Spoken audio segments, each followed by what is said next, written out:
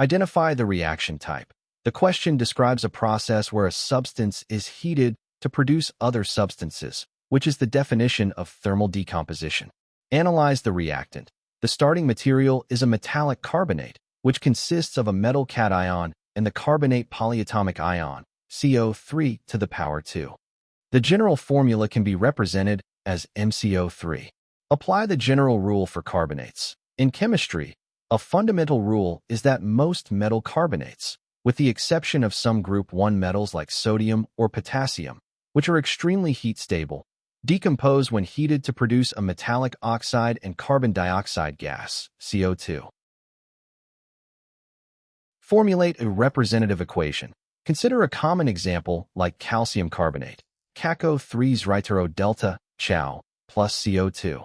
This balanced equation demonstrates that the products are a metallic oxide, Chow, and CO2. Conclusion: the products of heating a metallic carbonate are a metallic oxide and CO2, which matches option E.